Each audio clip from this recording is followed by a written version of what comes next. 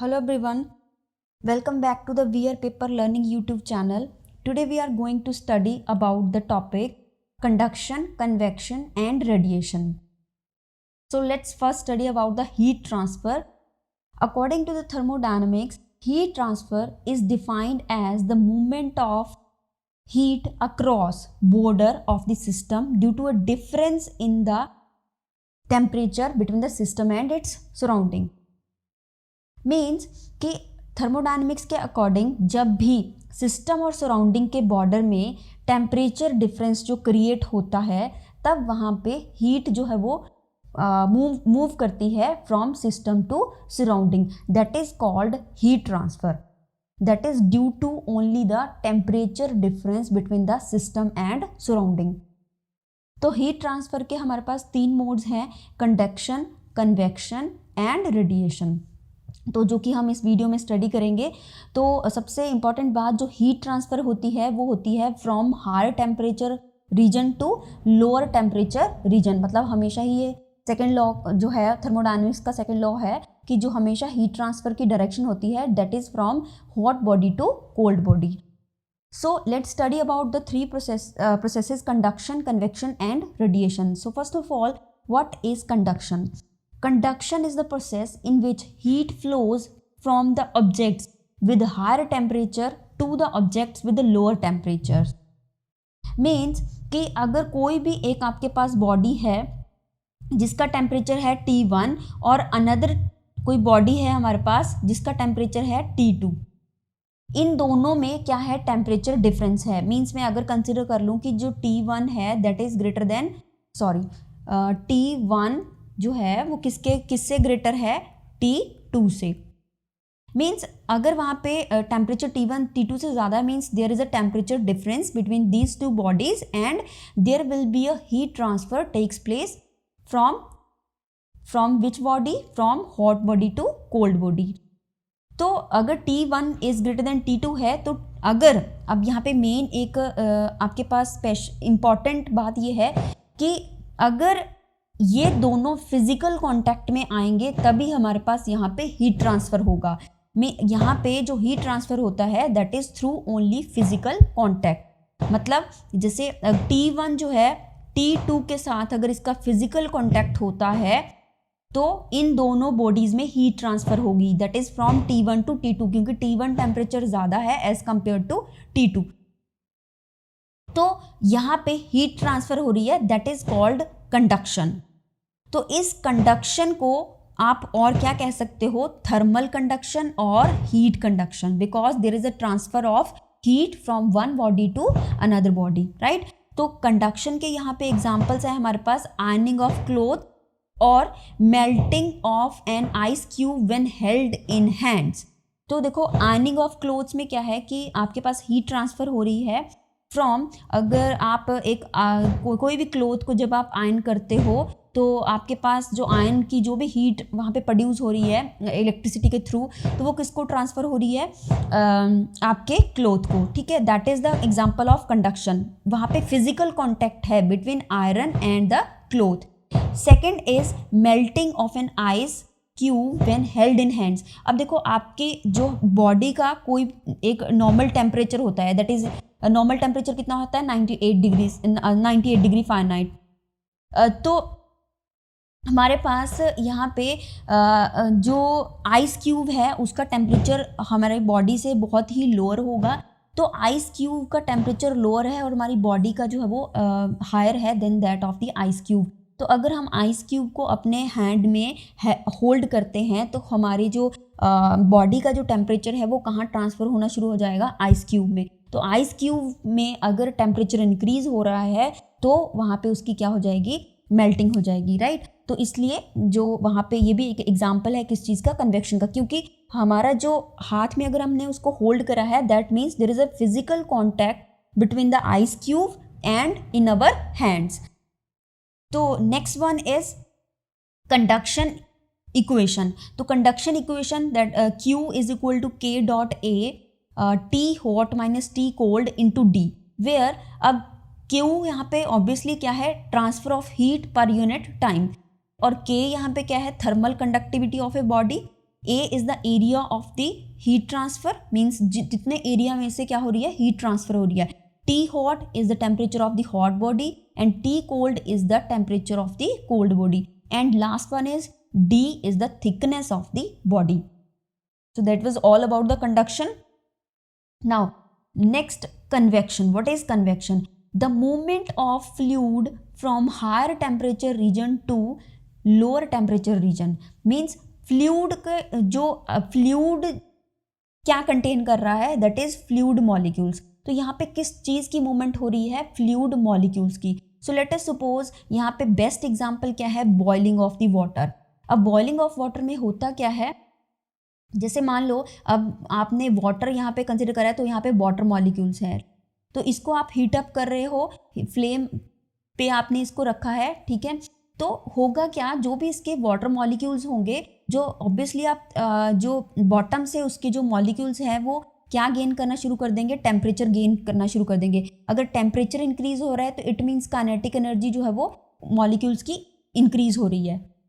तो जो lower molecules होंगे वो क्या करेंगे, काइनेटिक एनर्जी को गेन करके कहाँ शिफ्ट होना शुरू हो जाएंगे, अपवर्ड डायरेक्शन में, ठीक है. क्योंकि जो अपर वाले जो मॉलिक्यूल्स होंगे उनका जो टेम्परेचर होगा वो लोअर होगा, तो लोअर टेम्परेचर मॉलिक्यूल्स जो होंगे वो रिप्लेस हो जाएंगे विद हायर टेम्परेचर मॉलिक्यूल्स के साथ. मींस जो हायर टेम्परेचर मॉलिक्यूल्स है उनकी काइनेटिक एनर्जी जो होगी वो ग्रेटर होगी देन अपर वाले मॉलिक्यूल से, ठीक है. तो मतलब ये नीचे वाले जो मॉलिक्यूल्स हैं इनकी काइनेटिक एनर्जी ग्रेटर होगी as compare to upper molecules, right.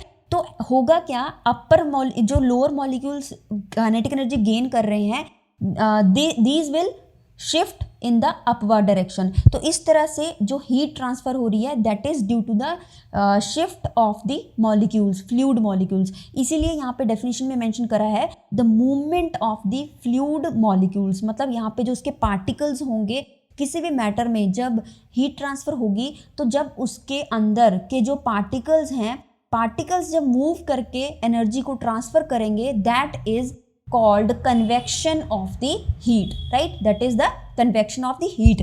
अब यहाँ पे इसकी इक्वेशन क्या है, Q is equal to Hc dot A Ts minus Tf. Obviously Q is the heat transfer per unit time and Hc is the coefficient of the convective heat transfer. मतलब जो भी वहाँ पे, मतलब actually it is a coefficient of heat convection. तो next one is the A is the area of the heat transfer, जितने area में से heat transfer हो रही है, and Ts is the surface temperature and Tf is the fluid temperature. तो इसमें example मैंने आपको बता दिया. बेस्ट एग्जाम्पल जो अभी हमने डिस्क्राइब करी that is the boiling of water, जिसमें जो वाटर मॉलिक्यूल्स हैं, एनर्जी जहाँ पे ज़्यादा होगी मॉलिक्यूल्स की, वहाँ से उस रीजन में शिफ्ट करेंगे मॉलिक्यूल्स जहाँ पे जो मॉलिक्यूल्स की एनर्जी जो होगी वो कम होगी. तो next one example is the blood circulation in the warm blooded animals. जो वार्म ब्लडेड एनिमल्स हैं उसमें भी ब्लड सर्कुलेशन किस तरह से होती है कि मतलब जैसे हमारे पास वार्म ब्लडेड एनिमल्स, जैसे उनकी भी बॉडी में क्या होगा कि मान लो जिस बॉडी पार्ट में आपके पास उनकी जो टेम्परेचर हायर होगा, टेम्परेचर हायर के जो भी पार्टिकल्स होंगे, ब्लड पार्टिकल्स होंगे, वो उस पूरे बॉडी में सर्कुलेट करेंगे जहाँ पे आपके पास उनकी बॉडी पार्ट्स में जो ऐसे पार्टिकल्स हैं जहाँ पे जिनकी एनर्जी कम है, मतलब वहाँ पे हीट ट्रांसफर होगी थ्रू द ब्लड सर्कुलेशन. तो last one is the what is radiation.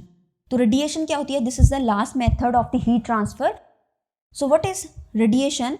Thermal radiation is generated by the emission of electromagnetic wave. यहाँ पे मतलब वैसे बेसिकली रेडिएशंस होती क्या है, इलेक्ट्रोमैग्नेटिक वेव्स.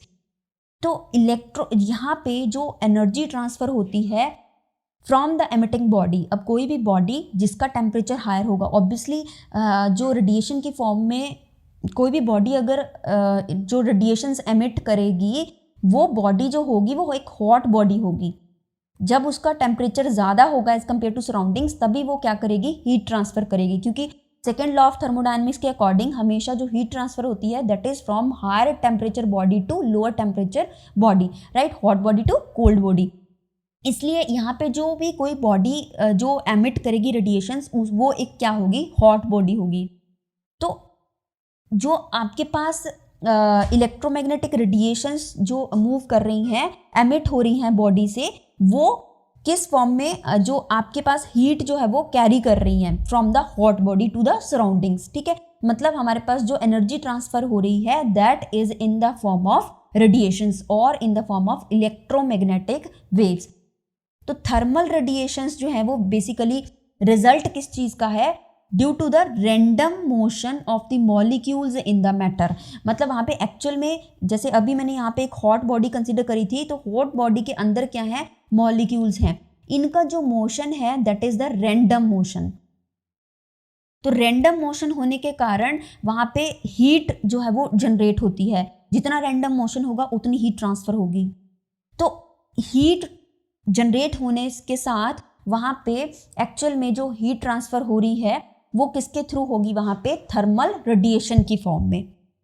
और यहाँ पे बेसिकली जब मैं मॉलिक्यूल्स, जैसे यहाँ पे अब मैंने एग्जांपल बताया कि जो इलेक्ट्रोमैग्नेटिक रेडिएशंस है वो जनरेट होती हैं, that is due to charged electrons and protons.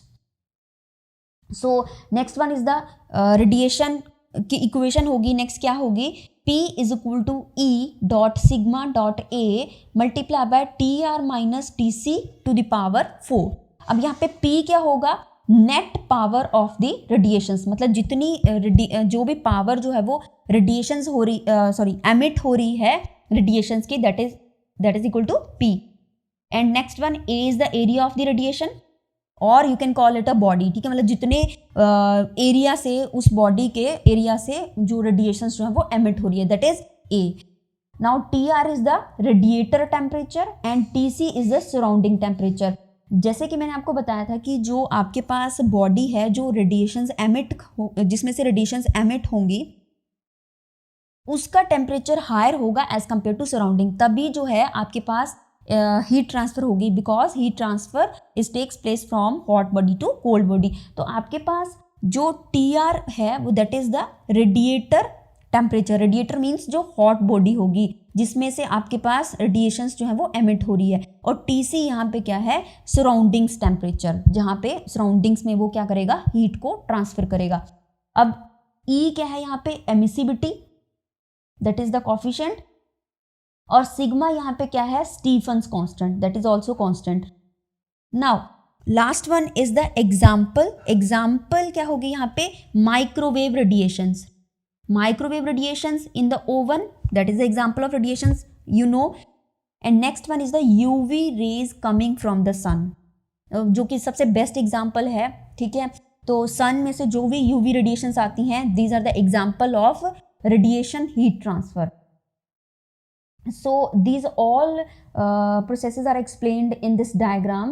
You can see in the diagram that, देखो अब यहाँ पे जो यहाँ से जो भी आपने ओवन यहाँ पे लगाया है, इसमें से जो भी सराउंडिंग्स में कुछ ना कुछ हीट लॉस होता है, सारा का सारा जो हीट है वो आपके, जो भी आप एक आप वहाँ पे यूज़ कर रहे हो, यूटेंसिल यूज़ कर रहे हो, जिसमें आपने कोई भी एक फ्लूइड जो है वो हीटअप करने के लिए रखा है, तो उस यूटेंसिल के अलावा भी जो आपके पास हीट लॉस होता है, जैसे आप कोई भी एक कोई भी खाना बनाते हो, तो वहाँ पे ज़रूरी नहीं है कि सारा का सारा जो हीट है वो आपके यूटेंसिल पे ही कन्वर्ट जो है ट्रांसफ़र हो। तो वहाँ पे हीट लॉस भी होता है सराउंडिंग में, वो किस फॉर्म में होता है, रेडिएशंस की फॉर्म में। यहाँ पे आपको डायग्राम में शो कर रखा है, these are the symbols of radiations.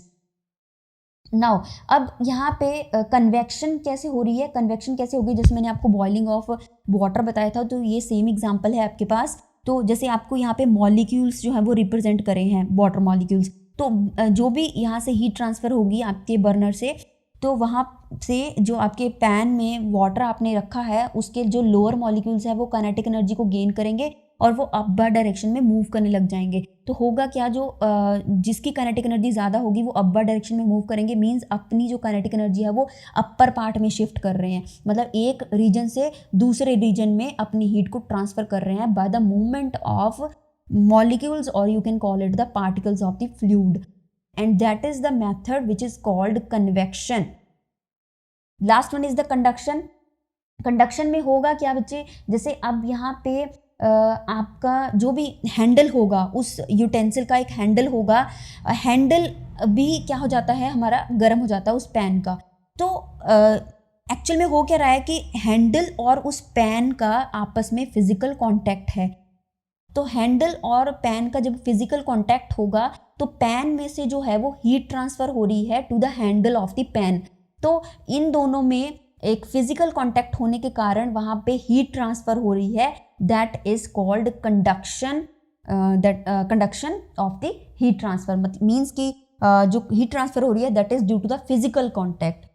So these all three processes are explained in this diagram. Clear? So this is all about the conduction, convection and radiations. If you like our video, then please subscribe our channel. Thank you so much for being here.